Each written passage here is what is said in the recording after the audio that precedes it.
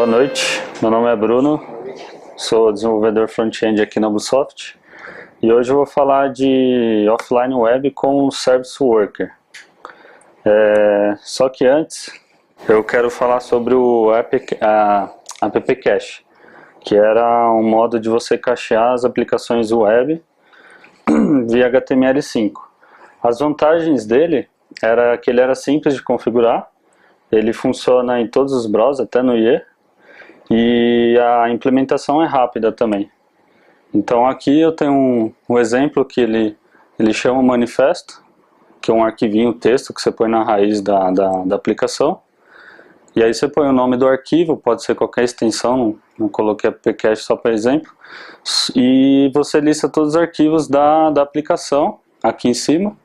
Aqui são URLs que a aplicação tem que fazer para a internet, então é obrigatório, porque tipo, o Google Analytics não vai funcionar cacheado no celular ou na aplicação. E aqui é um fallback, então a imagem aqui, que se não tiver essa imagem, ele põe um fallback. Então toda vez que bater ali, ele bate naquela imagem. E as desvantagens do appcache é que você não pode esquecer nenhuma URL. Você tem que sempre se preocupar em acertar o MIME type no servidor das imagens, tudo. Nada pode dar erro 404 ou 500 que já quebra o cache.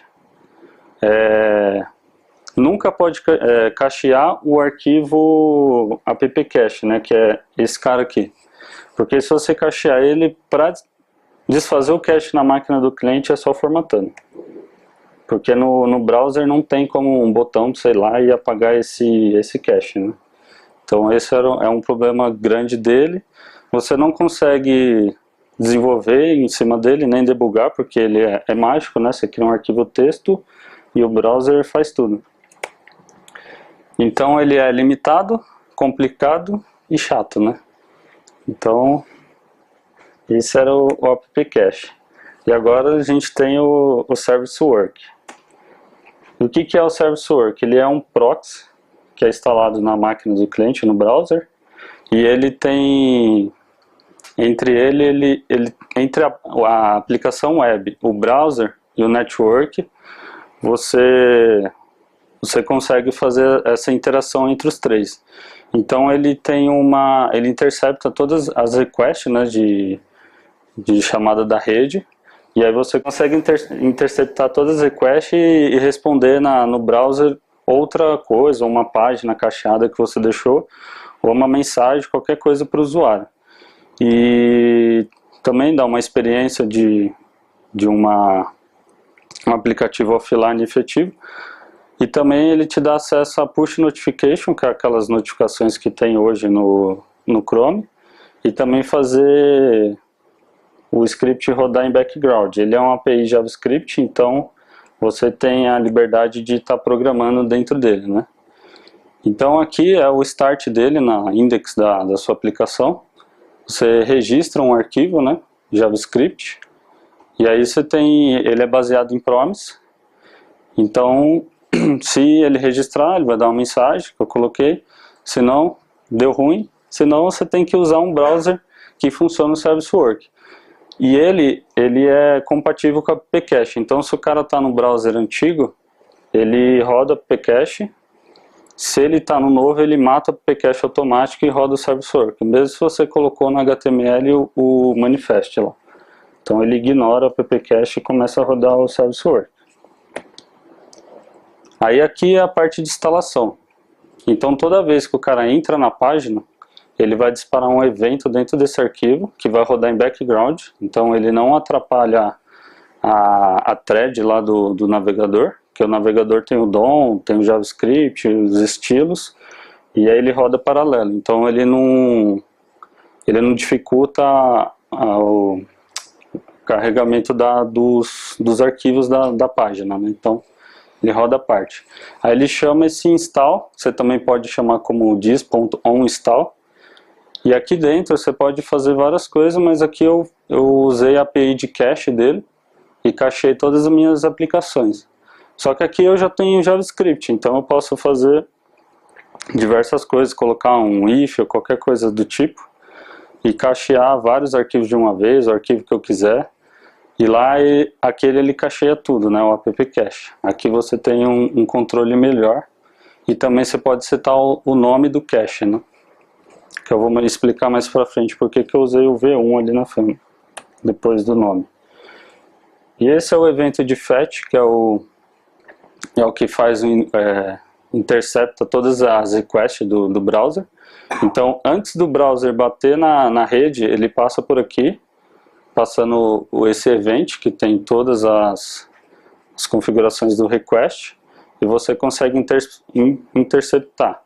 Então, o pessoal do Service Work, eles sugerem que você seja cache first. Então, primeiro você pesquisa no cache, foi o que eu fiz aqui. Ele verifica se tem no cache primeiro o arquivo que você está tentando baixar. Aí ele te dá uma resposta, se não tiver no cache, ele vem para o catch, né, porque você disparou um erro. Se tiver, ele fica atualizando o cache. Se não tiver, aí entrou no catch, ele faz um fetch que vai buscar na rede. Se o cara tiver sem internet, você pode mostrar uma página fixa que mostra que está sem internet ou alguma mensagem para ele. E por último, eu tenho aqui esse Activate, que ele te avisa quando a aplicação acabou de instalar e ela está pronta para ser usada. Tipo, o cache já está todo certo e ele starta esse evento.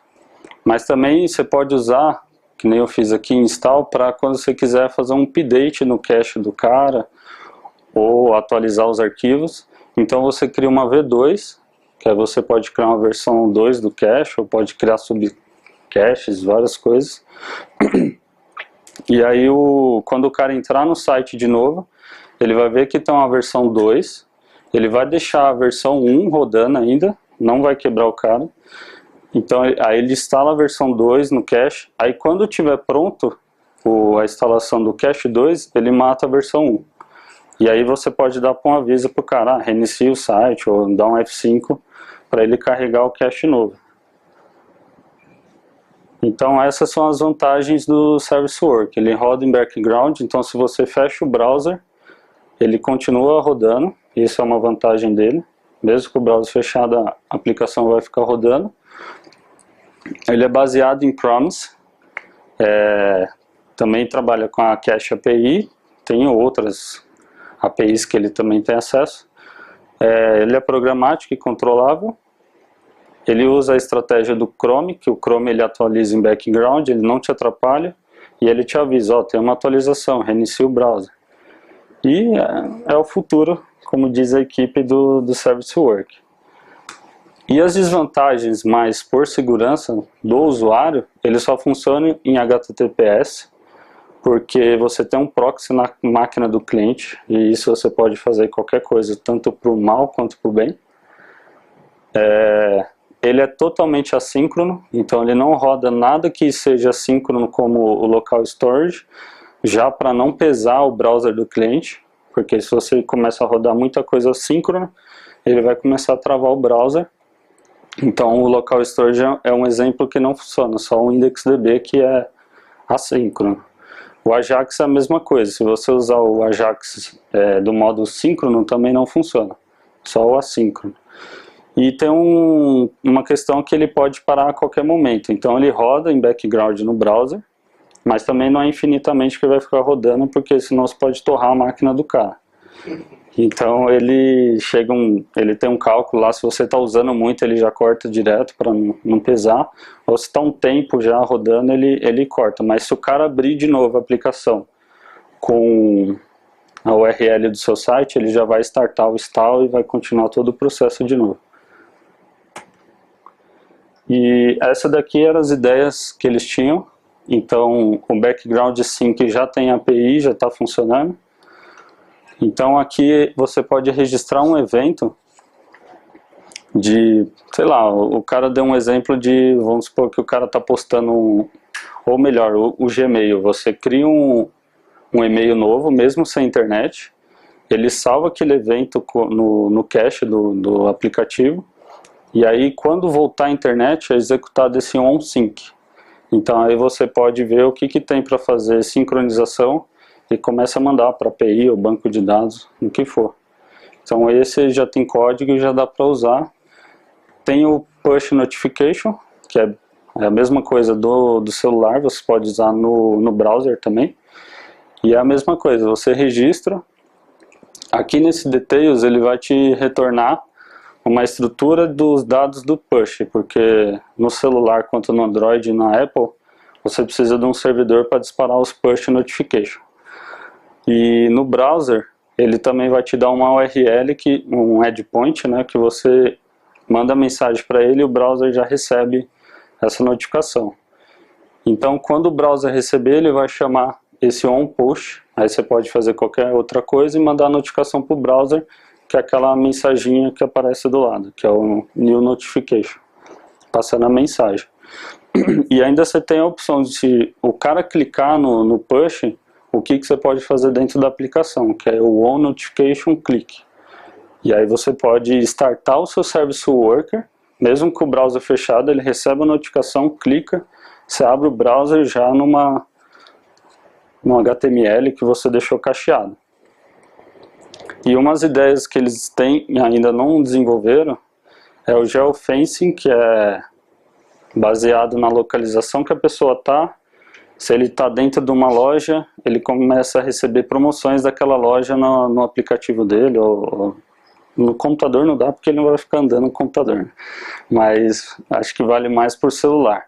E o alarme também é uma ideia de você poder agendar coisas para fazer em background. Então você fala, às 14 horas do dia tal, começa a rodar tal script ou tal action, alguma coisa no background da aplicação. E muito mais que eles têm de ideia. Só que hoje ele só funciona no Chrome, no Firefox, no Opera e nos browsers nativos do Android. A Apple, como sempre, não dá as caras, não fala nada do que vai pôr no Safari. A galera do IE está com a ideia de, na nova versão, colocar o Service Work, mas ainda não colocaram. Mas por enquanto o Chrome ele já funciona, não precisa ativar nada, as últimas versões dele já está funcionando. E já tem sites usando.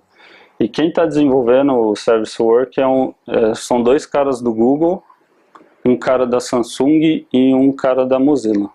Então acho que são 4 programadores que estão fazendo esse Service Work. E aqui são as referências que eu peguei. Então no site da Mozilla tem toda a documentação do Worker, do W3C, que é na Use, e o meu repositório. E é isso aí.